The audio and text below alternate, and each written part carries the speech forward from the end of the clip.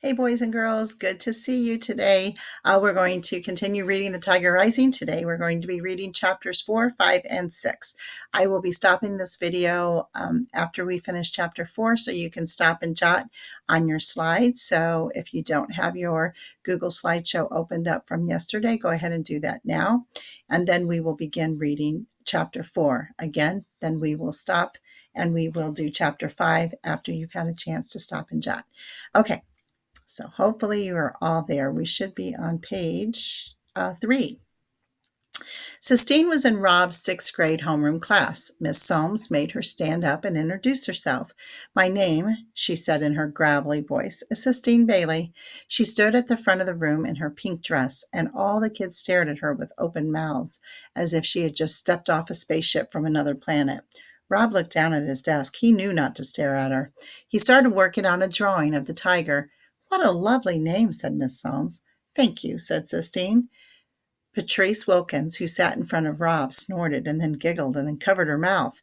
"I am from Philadelphia, Pennsylvania," Sistine said, "home of the Liberty Bell, and I hate the South because the people in it are ignorant, and I am not staying here in Lister. My father is coming to get me next week," and she looked around the room defiantly.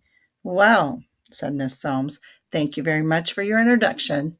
For introducing yourself, Sistine Bailey. You may take your seat before you put your foot in your mouth any further." The whole class laughed at that. Rob looked up just as Sistine sat down. She glared at him, and then she stuck her tongue out at him.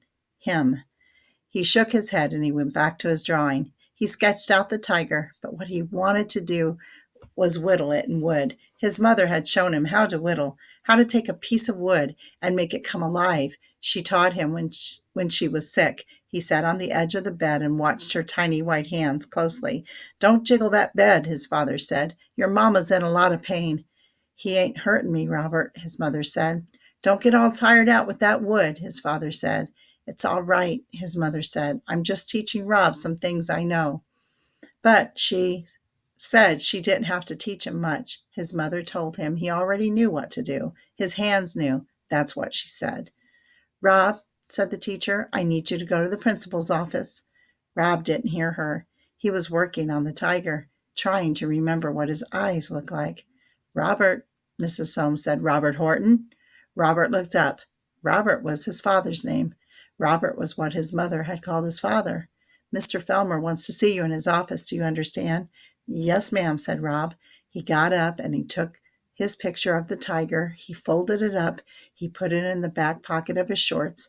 And on his way out of the classroom, Jason Upmeyer tripped him and said, "See you later, retard." And Sistine looked up at him with her tiny black eyes, and she shot him a look of pure hate.